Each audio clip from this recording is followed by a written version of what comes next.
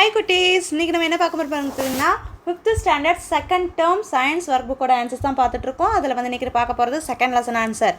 Second lesson நமக்கு என்ன கொடுத்துருக்காங்க? நீரை பற்றின லெசன் பார்க்கலாமா? பாருங்கள், இங்கே பிக்சர்ஸ்லாம் கொடுத்துருக்காங்களா, அது என்னன்னு நீங்களே சொல்கிறீங்களா? இந்த பண்ணை குட்டை அமைச்சு அதில் நீர் தேக்கி வச்சுருக்காங்களா, அது வந்து எதுக்கு பயன்படும்னா விவசாயத்திற்கு பயன்படும். அடுத்து பாருங்கள், இங்கே மழைநீர் சேகரிப்பு தொட்டி அமைச்சிருக்காங்களா, அப்போ அது எதுக்குன்னா நிலத்தடி நீர் மட்டத்தை அதிகரிக்கும், மழைநீர் சேகரிப்பு தொட்டின்றதுனால. அடுத்து பாருங்கள், மழைநீர் சேகரிப்பு மாதிரியின் வரைபடத்தில் கீழே தரப்பட்டுள்ளவற்றை உரிய இடத்தில் வரைந்து வண்ணம் தீட்டுகன்னு சொல்லி கொடுத்துருக்காங்க. இங்கே என்னென்ன கொடுத்துருக்காங்கன்னா பெருங்கற்கள், மணல், சிறுகற்கள். மழைநீர் சேகரிப்பு தொட்டியில் ஃபஸ்ட்டு எடுத்தோடனே நம்ம என்ன போடணும்னா பெருங்கற்கள் தான்ப்பா போடணும். இங்கே நீங்கள் ட்ரா பண்ணிக்கிறணும் பென்சிலில், பெருங்கற்களாக இங்கே ட்ரா பண்ணிக்கோங்க. அடுத்து வந்து என்ன போடணும்னா சிறு கற்கள் போடணும். இப்போ குட்டி குட்டி கற்களாக போட்டுக்கிறணும், இங்கே அதை வந்து ட்ரா பண்ணிக்கோங்க. அதுக்கடுத்து இப்போ பெருங்கற்கள், சிறுகற்கள், அதுக்கடுத்து மேலே தான் மணல் இந்த மாதிரி குட்டி குட்டியாக நீங்கள் ட்ரா பண்ணிக்கோங்க. சரிங்களா குட்டீஸ்? அடுத்து பாருங்கள், இப்படி தான் மழைநீர் சேகரிப்பு தொட்டி இந்த அமைப்பில் தான் இருக்கணும். ஃபஸ்ட்டு பெருங்கற்கள், அடுத்து சிறுகற்கள், அடுத்து வந்து மணல். அடுத்து பாருங்கள், பத்தியை படித்து விடையளிக்கன்னு சொல்லி கொடுத்துருக்காங்க. இங்கே ஒரு பத்தி கொடுத்துருக்காங்க. பாருங்கள் என்ன கொஸ்டின் கேட்டிருக்காங்கன்னு. எந்த தீர்மானத்தை நிறைவேற்றினால் நிலத்தடி நீர்மட்டம் உயரும்? பாருங்கள், வீடுகள் தோறும் மழைநீர் சேகரிப்பு தொட்டி அமைப்பது, அப்படின்னா தான் நிலத்தடி நீர்மட்டம் உயரும். அடுத்து பாருங்கள், நீர்நிலைகள் மாசுபடாமல் இருக்க நிறைவேற்றப்பட்ட தீர்மானம் என்ன? என்ன தீர்மானம்னா கழிவு நீரை சுத்திகரிப்பு செய்வது. அடுத்து விவசாயத்திற்கு உதவும் தீர்மானம் என்ன அப்படின்னா பண்ணை குட்டைகளை அமைப்பது. பண்ணை குட்டை அமைப்பதன் மூலம் விவசாயத்திற்கு தண்ணீர் வந்து அதிகமாக கிடைக்க செய்யலாம். அடுத்து பாருங்கள், நீர் மேலாண்மை குறித்த சரியான கருத்துக்கு பச்சை வண்ணமும் தவறான கருத்துக்கு சிவப்பு வண்ணமும் தீட்டுகன்னு சொல்லி கொடுத்துருக்காங்க. மழைநீர் சேகரிப்பால் வாழும் உயிரினங்களுக்கு நீர் கிடைக்கும், உண்மைதானப்பா? அது வந்து பச்சை வண்ணம். அடுத்து நிலத்தடி நீர்மட்டம் குறையும். மழைநீர் சேகரிப்பால் நிலத்தடி நீர்மட்டம் உயரத்தான் செய்யும், குறையாது, அப்போ அது வந்து தவறு. அடுத்து பாருங்கள், வேளாண்மைக்கு பயன்படுகிறது, சரி. குடிநீர் தட்டுப்பாடு ஏற்படும், குடிநீர் தட்டுப்பாடு ஏற்படாது, சரிங்களா? அப்போ அது வந்து தவறு, சரிங்களா? அப்போ அதுக்கு வந்து எதுக்கு சரியோ அதுக்கு பச்சை வண்ணம், தவறான கருத்துக்கு வந்து சிவப்பு வண்ணம் நம்ம அடிச்சாச்சு. அடுத்து பாருங்கள், மாசுபடாத நீர்நிலைகளுக்கு செல்லும் பாதையை பொன்னிக்கு நீல வண்ணமிட்டு காட்டுகன்னு கொடுத்துருக்காங்களா. இங்கே எந்தெந்த தண்ணியெல்லாம் மாசுபடாதுன்னு பார்த்தீங்கன்னா, இந்த தண்ணி க்ளீனாக இருக்கா, இது வந்து மாசுபடாது, சரிங்களா? இதுதான் பொன்னி, இந்த பொன்னின்ற மீன். அடுத்து பாருங்கள், இங்கே வந்து தண்ணியில் வந்து துவைக்கிறாங்க, அப்போ அந்த கழிவுகள் வந்து தண்ணியில் போகும், இது வந்து மாசு உள்ள நீர், அப்போ இது வந்து வரையக்கூடாது. அடுத்து பாருங்கள், இங்கே வந்து தொழிற்சாலை கழிவுகள்லாம் தண்ணியில் கலக்குது, இது மாசுபடுத்திய நீர். இங்கே வந்து கிணற்று தண்ணீர் வந்து மாசு இல்லாத நீர், அதனால் அங்கே வந்து பொன்னிக்கு வழிகாட்டலாம். அடுத்து இங்கே வருங்க, இங்கேயும் ஃபேக்ட்ரிஸில் இருக்கக்கூடிய சாய கழிவுகள்லாம் இந்த தண்ணியில் கலக்குது, இதுவும் மாசுபடுத்த நீர். இங்கே தண்ணியில் வந்து மாடுகளை, விலங்குகளை வந்து கழுவுறாங்க, குளிப்பாட்டுறாங்க, இதுவும் மாசுபடுத்த நீர். இங்கே வந்து மாசு இல்லாமல் க்ளீனாக இருக்குது, அப்போ இந்த இதை வந்து இங்கே வந்து ப்ளூ நீல வண்ணம் அடிக்கலாம். அடுத்து பாருங்கள், பத்தியை படித்து வினாக்களுக்கு விடையளிக்கன்னு சொல்லி கொடுத்துருக்காங்களா, அந்த பத்தியை படித்துக்கோங்க. கீழே என்ன கொஸ்டின் கேட்டிருக்காங்கன்னு பார்த்தீங்கன்னா, அருண் பதறியதற்கான காரணம் என்னன்னு பார்த்தீங்கன்னா, ஆற்று நீர் மாசுபடுவதை கண்டு பதறினான், சரிங்களாப்பா? அடுத்து தொழிற்சாலை கழிவு நீரால் ஆறு மாசடைவதை எவ்வாறு தடுக்கலாம்? எவ்வாறுனா கழிவு நீரை சுத்திகரித்து விட வேண்டும். தொழிற்சாலைகள் வரக்கூடிய கழிவுகளை சுத்திகரித்து விட்டோம் அப்படின்னா அந்த தண்ணி வந்து மாசுபடாமல் இருக்கும். ஆற்று நீர் எப்பொழுதும் மாசுபடாமல் இருக்க நீ கூறும் வழிமுறை என்ன? கழிவு நீரை சுத்திகரித்து ஆற்றில் விட்டால் ஆற்று நீர் மாசுபடாமல் இருக்கும், சரிங்களாப்பா? அடுத்து பாருங்கள், படிப்பேன் எழுதுவேன். இங்கே கழிவுநீர் மேலாண்மை பற்றி கேட்டிருக்காங்க. கழிவுநீர் என்றால் என்ன? வீடுகள், வணிக வளாகங்கள், தொழிற்சாலைகள் மற்றும் விவசாய நிலங்களில் உபயோகப்படுத்தப்பட்ட நீர் தான் கழிவுநீர், சரிங்களா? அடுத்து மாசுபடுத்திகள் என்பவை யாவை? நீரை மாசுபடுத்தும் தேவையற்ற வேதிப்பொருட்கள் அல்லது பிற பொருட்கள் மாசுபடுத்திகள் ஆகும். அடுத்து பாருங்கள், கழிவுநீர் மேலாண்மையின் நோக்கங்கள் யாவை? மீண்டும் பயன்படுத்தக்கூடிய வகையில் நீரை மாசுபாடின்றி பாதுகாப்பதும் சுத்திகரிப்பு செய்வதும் கழிவுநீர் மேலாண்மையின் நோக்கமாகும்.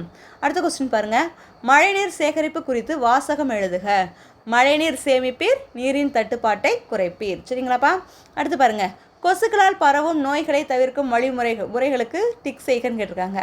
வீட்டை சுற்றி நீர் தேங்காமல் இருத்தல், சரிதானப்பா? அடுத்து உடற்பயிற்சிகள் செய்தல், இதுக்கும் சம்மந்தமே இல்லை. அடுத்து தேங்கிய நீரில் கொசு அழிக்கும் திரவத்தை தெளித்தல், சரி. நன்னீரை திறந்த நிலையில் வைத்திருத்தல், தவறுப்பா, நன்னீரை வந்து மூடி தான் வைக்கணும். அடுத்து அதிகாலை மாலை வேளைகளில் வீட்டு கதவை பூட்டி வைத்திருத்தல், பூட்டி வைக்கும் போது கொசுக்கள் வந்து வீட்டுக்குள்ளே வராமல் தடுக்கலாம். அடுத்து பாருங்கள், நோய் பரவும் முறைகளின் அடிப்படையில் பொருத்தமான படங்களின் கீழ் நோய்களின் பெயர்களை எழுதுக. இதெல்லாம் பார்த்திங்கன்னா தண்ணி குடிக்கிறதுனால நம்ம வந்து வயிற்றுப்போக்கு, டைஃபாய்டு, காலராலாம் ஏற்படும், அதாவது மாசுபடுத்தின தண்ணி. இங்கே பார்த்திங்கன்னா டெங்கு, சிக்கன் குனியா, மலேரியா கொசு கடிக்கிறதுனால, இது வந்து பன்றி காய்ச்சல்ப்பா. அடுத்து பாருங்கள், பின்வரும் கூற்றுகளை படித்து சரியான கூற்றுக்கு பச்சை வண்ணமும் தவறான கூற்றுக்கு சிவப்பு வண்ணமும் தீட்டுகன்னு கேட்டிருக்காங்களா. பாருங்கள், நன்கு கொதிக்க வைத்த நீரை அருந்த வேண்டும், சரிதானப்பா? இப்போ சரி, அது பச்சை வண்ணம். அப்புறம் சுவாச பாதையில் தொற்று ஏற்படுவது சிக்கன் குனியா காய்ச்சலின் அறிகுறி ஆகும். சுவாச பாதையில் தொற்று ஏற்பட்டால் அதுக்கு பேர் சிக்கன் குனியா இல்லைப்பா, அது தவறு. அடுத்து பாதுகாப்பாக மூடி வைக்கப்பட்ட உணவை உண்ண வேண்டும். சரிதானப்பா. அடுத்து காய்ச்சாத நீரை குடிப்பது உடல் நலத்திற்கு நல்லது. தவறு தானப்பா, காய்ச்சிய நீரை தானே குடிக்கணும். அப்போ இதுக்கு வந்து சிவப்பு வண்ணம். அடுத்து பாருங்கள், காய்கறி கலவை உண்பதால் நல்ல சத்துக்கள் கிடைக்கின்றன. உண்மைதான், வெஜ்ஜு சேலட் வந்து இது மாதிரி செஞ்சு சாப்பிட்டீங்கன்னா உடல் நலத்திற்கு நல்லது. அதுக்கு பச்சை வண்ணம். அடுத்து வயிற்றுப்போக்கின் போது நீரில் உப்பு மற்றும் சர்க்கரை கலந்து குடிக்கலாம். இதுவும் சரிதான், பச்சை வண்ணம். சரிங்களாப்பா. அடுத்து பாருங்கள், மாத தேர்வு உங்களுக்கு கொடுத்துருக்காங்க. இந்த பத்தியை படித்து கீழ்காணும் வினாக்களுக்கு விடையளிக்கணும். என்ன கொஸ்டின் கேட்டிருக்காங்க? பத்தியில் காணும் சமையலறை பாதுகாப்பு தொடர்பான செயல்களை எடுத்து எழுதுகன்னு கேட்டிருக்காங்களா? பாருங்க, சமையல் செய்யும் போது ஜன்னல் மற்றும் கதவுகளை திறந்து வைத்தல், அடுப்பை பற்ற வைப்பதற்கு முன்பே பற்ற வைப்பானை கையில் எடுத்து வைத்தல். சரிங்களா, இதான் சமையல் பாதுகாப்பு தொடர்பான தகவல். அடுத்து பார்த்தீங்கன்னா, நலன் விரும்பிய உணவுப் பொருட்களின் சத்துக்களின் அடிப்படையில் பட்டியலிடுக அப்படின்னு கேட்டிருக்காங்க. இந்த சைடு சத்து பொருட்கள் கொடுத்துருக்காங்க. என்னென்ன உணவுப் பொருட்கள்? கார்போஹைட்ரேட்னா அரிசி, புரதம்னா பருப்பு, பொட்டுக்கடலை, விட்டமின் அண்ட் தாது உப்புனா முருங்கைக்காய், கேரட், கத்தரிக்காய், சிறுகீரை, கருவேப்பிலை. அடுத்து கொழுப்புனா நெய், தேங்காய். சரிங்களாப்பா. அடுத்து பாருங்கள், நலன் எடுத்துக்கொண்ட உணவு சரிவிகித உணவு. அப்புறம் ஈரமான கையுடன் வெங்காய வடகத்தை எடுக்க சென்ற நலனை அவனது அம்மா தடுக்க காரணம் என்ன? எதுக்காகனா, ஈரமான கையுடன் வெங்காய வடகத்தை எடுத்தால் அதில் பூஞ்சை ஏற்பட்டுவிடும் என்று நலனின் அம்மா நலனை தடுத்தார். ஈரமான கையால் வற்றலையோ வடகத்தையோ நம்ம தொடக்கூடாது. அடுத்து பாருங்கள், நலன் உண்ட உணவுப் பொருட்களை அவை பாதுகாக்கப்படும் முறைகளுக்கு எதிரே எழுதுக. உணவு பாதுகாப்பு முறைகள். அப்புறம் நலன் எடுத்துக்கொண்ட உணவு. கொதிக்க வைத்தல்னா பால், உலர்த்துதல்னா வெங்காய வடகம், பருப்பு, குளிரூட்டுதல்னா காய்கறிகள், சிறுகீரை, அப்புறம் உப்பில் ஊற வைத்தல்னா மாங்காய், ஊறுகாய். இந்த பத்தியில் இந்த அதுக்குண்டான ஆன்சர்ஸ்லாம் கொடுத்துருப்பாங்கப்பா, அதை பார்த்து நீங்கள் எழுதணும். அடுத்து நமக்கு என்ன கொடுத்துருக்காங்கன்னா, வளரறி மதிப்பீடு கொடுத்துருக்காங்களா? ஆன்சர்ஸ் பார்க்கலாமா? பின்வருவனவற்றுள் மழைநீர் சேகரிப்பின் பயன் யாது அப்படின்னு கேட்டிருக்காங்க. ஆன்சர்ஸ் வந்து 2 மற்றும் 3 சரின்னு சொல்லி கொடுத்துருக்கோம். ரெண்டாவது என்ன இருக்குது? நிலத்தடி நீர்மட்டத்தை அதிகரிக்கும். அடுத்து வேளாண்மைக்கு பயன்படும். இந்த 2மே சரிதான்ப்பா. அடுத்து பாருங்கள், வருணின் கிராமத்தில் நிலத்தடி நீர்மட்டம் குறைந்து விட்டது.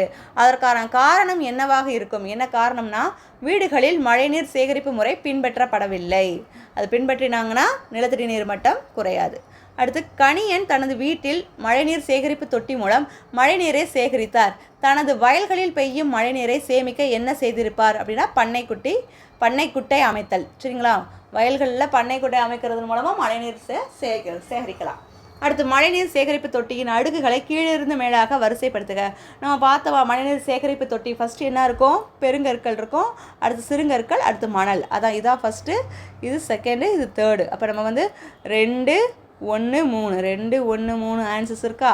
அடுத்து பாருங்கள், கீழ்காண்பனவற்றுள் மாசுபடாத நீர் உள்ள சூழல்கள் எவை அப்படின்னு பார்த்தீங்கன்னா 1 மற்றும் 4ன்னு கொடுத்துருக்கோம். ஆன்சர் 1 என்னென்னா பாதுகாப்பாய் மூடி வைக்கப்பட்ட கிணறு, அப்புறம் நீர் தேக்கி வைக்கப்பட்டுள்ள அணை. சரிங்களா.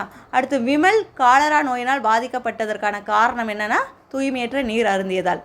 அடுத்து, மீரா கொசுவினால் பரவும் நோயினால் பாதிக்கப்பட்டால் பின்வருவனவற்றுள் அந்நோய் எதுவாக இருக்கும் அப்படின்னா சிக்கன் குனியா கொசுவால் பாதிக்கக்கூடிய ஒரு நோய். அடுத்து, ராதிகா மருத்துவமனையில் ஒட்டப்பட்டிருந்த கொசுக்களால் பரவும் நோய்கள் பற்றிய விழிப்புணர்வு செய்தியை பார்த்து கொண்டிருந்தால் பின்வருவனவற்றுள் கொசுவால் பரவும் நோயாக அதில் குறிப்பிடப்படாதது எது அப்படின்னு கேட்டிருக்காங்க. மஞ்சள் காமாலை தான். மற்றபடி மலேரியா, டெங்கு, சிக்கன் குனியால கொசுவால் பரவக்கூடிய நோய்கள்.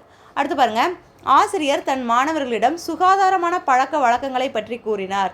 அவர் கூறியவற்றில் இருந்து வேறுபட்ட கருத்து எது அப்படின்னா திறந்த வெளியில் விற்கப்படும் பண்டங்களை சாப்பிடக்கூடாது. சரிங்களா, அப்போ இதுதான் வேறுபட்ட கருத்து. அடுத்து பார்த்திங்கன்னா, மருத்துவர் ஒரு நோயாளிக்கு டெங்கு காய்ச்சல் பாதிப்பு உள்ளது என்பதை இரத்த பரிசோதனை மூலம் கண்டறிந்தார். உடனே அவர் சுகாதார ஆய்வாளருக்கு தகவல் தெரிவித்தார். நோயாளியின் குடியிருப்பு பகுதிக்கு சென்ற சுகாதார ஆய்வாளர் என்ன நடவடிக்கை எடுத்திருக்க மாட்டார்னு கேட்டிருக்காங்க. சரிங்களா, அப்போ என்ன கொடுத்துருக்காங்கன்னா, அனைவருக்கும் தடுப்பூசி போடுதல், அப்புறம் மழைநீர் தேங்கியுள்ளதா என ஆய்வு செய்து அகற்றுதல், மக்களுக்கு விழிப்புணர்வு ஏற்படுத்துதல், கொசு மருந்து தெளித்தல். இப்போ இது வந்து என்னது, இது 3மே அவர் செஞ்சுருப்பார். இது மட்டும் அனைவருக்கும் தடுப்பூசி போடுதல் செய்ய மாட்டார். ஏன்னா இவர் வந்து சுகாதார ஆய்வாளர், இவர் வந்து டாக்டர் கிடையாது. சரிங்களாப்பா, இப்போ இதுதான் நடவடிக்கை எடுத்திருக்காதது. சரிங்களா, அப்போ இதுக்குண்டான ஆன்சர்ஸ் எல்லாம் இதில் ஷேர் பண்ணிக்கோங்க. ஓகே குட்டீஸ், இன்றைக்கி வந்து செகண்ட் லெசனோட ஆன்சர்ஸ் பார்த்துட்டோம். நெக்ஸ்ட் ஒரு வீடியோவில் தேர்ட் லெசனுக்குண்டான ஆன்சரை பார்க்கலாம். Okay, thank you.